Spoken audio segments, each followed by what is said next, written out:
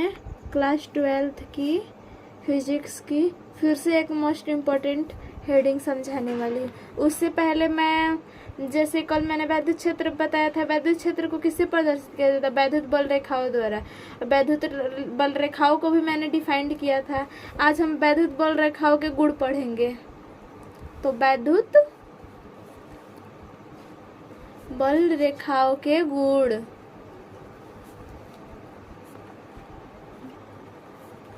तो हम लोग उससे पहले मैं बताती हूँ कि वैद्युत बल रेखाएं मैंने कल बताया था ना कि हाफ वक्र बनाती हैं, तो उसी लिए वैद्युत बल रेखाएं ऐसे हम लोग लिख सकते हैं उसको, वैद्युत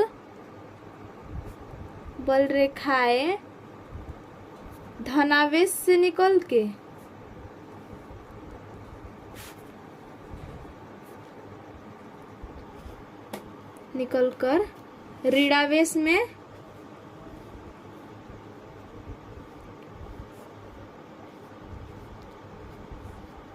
ऋणावेश में समाप्त हो जाती हैं।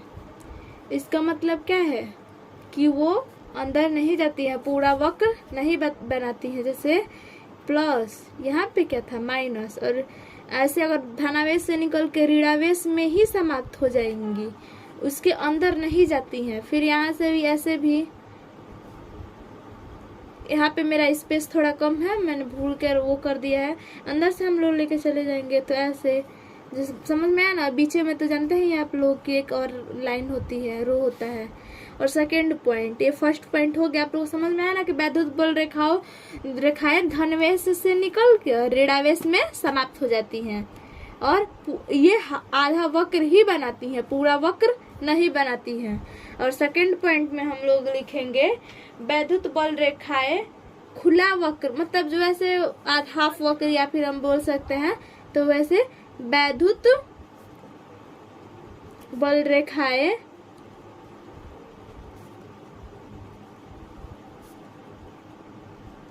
वक्र बनाती है, अर्थात ऋणावेश से लौटकर नहीं जाती है। मैंने आपको बताया ना कि ये हाफ वक्र बनाती है और अंदर से नहीं जाती हैं। अगर अंदर से भी घूम के जाती है तो क्या होता है? ये खुला वक्र नहीं होता, बंद वक्र होता है। ये क्या है? ऊपर ही ऊपर जा रही है, फिर ऋणावेश में समाप्त हो जा रही है, इसलिए खुला वक्र बनाती है। अर्थात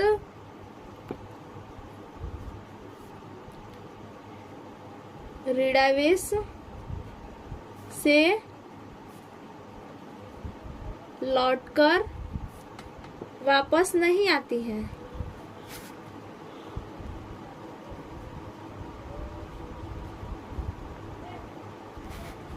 वापस नहीं आती। इस डायग्राम में आप लोगों को तो समझ में आया होगा। और तीसरा पॉइंट, वैद्युत बल रेखाएं एक दूसरों को कभी काटती नहीं है। जैसे हम लोग ये लेके गए, ये उसमें फिर ये की ओर लेके चले गए, फिर इधर से एक लेके चले गए, ये कहीं आप एक दूसरे को प्रतिच्छेदित नहीं करेंगी। तो तीसरा पॉइंट खुद से लिख लेंगे या फिर मुझे लिखना पड़ेगा? लिख ही देते हैं। वैद्युत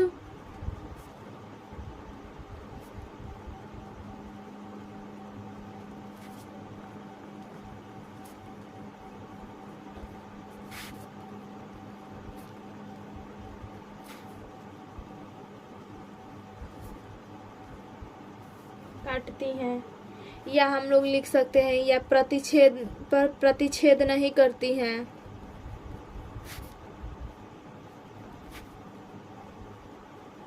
समझ में आया? तीसरा पॉइंट है वैद्युत बल रेखा एक दूसरे को नहीं काटती है, मतलब ये आपस में नहीं काटती हैं और या फिर प्रतिच्छेद नहीं करती हैं, कुछ भी लिख सकते हैं। अब हम लोग चौथा पॉइंट देखते हैं।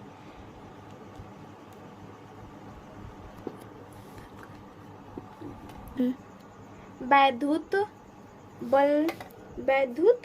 बल रेखाएं, मैं आप लोगों को लिखकर ही समझा देती हूँ। वैद्युत बल रेखाओं, देखो मैं गलत लिख दिया। वैद्युत बल रेखाओं के खींची गई स्पर्श स्पर्श रेखा उस बिंदु पर वैद्युत क्षेत्र की दिशा को प्रदर्शित करती है। उस बिंदु पर वैद्युत क्षेत्र की दिशा को प्रदर्शित करती हैं। सॉरी गाइस, अगर मेरा आज हाथ दर्द कर रहा है इसलिए नहीं अच्छे से लिख पा रही हूँ। अगर राइटिंग समझ में ना आए तो फिर से मैं वीडियो डाल दूंगी, कमेंट कर दीजिएगा। दिशा को प्रदर्शित करती हैं। हो गया 4 पॉइंट। अब हम लोग थोड़ा वैद्युत वैद्युत बल रेखाओं का गुण तो पढ़ लिए।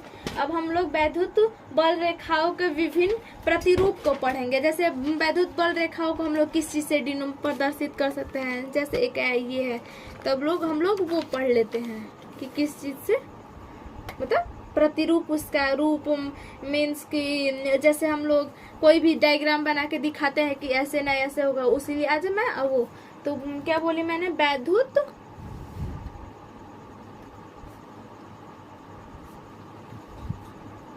वैद्युत बल रेखाओं की विभिन्न प्रतिरूप। तो पहला हेडिंग क्या होगा, विलगित बिंदु आवेश के कारण। विलगित बिंदु आवेश के कारण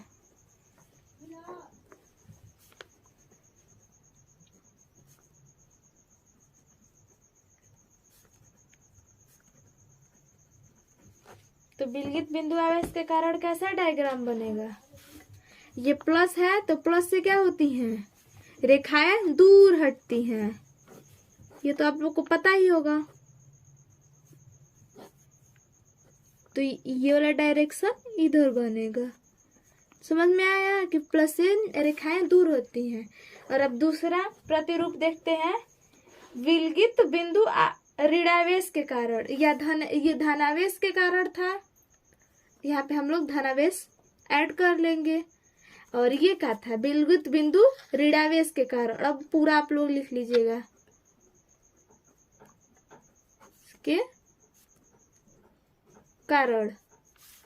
और ये प्लस होगा तो प्लस, मैंने देखो फिर से धनावेश पढ़ा दी, क्या होगा ऋणावेश। ऋणावेश में क्या होता है, आके चिपकती है ना बिंदु, क्या बोलते हैं उसको, रेखाएं।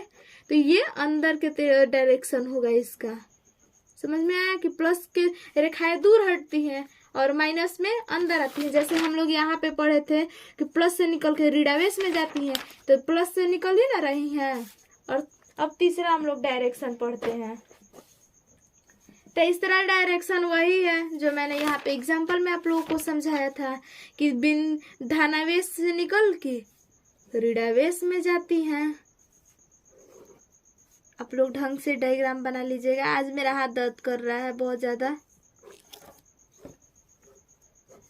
तो ये डायरेक्शन इधर के ओर होगा। ये तो जा रही है प्लस में, ये अंदर की तरफ ऋणावेश है क्योंकि। समझ में आया। इसको हम लोग बोलते क्या है, हम बताते हैं। दो बराबर एवं विजातीय बिंदु आवेश के निकास के कारण, मतलब दो बराबर विजातीय बिंदु निकास के कारण ऐसा डायग्राम बनता है। और हम लोग अब तीसरा डायग्राम देखते हैं। तीसरा तो हो गया, चौथा देख लेते हैं कि चौथा कैसे बनता है।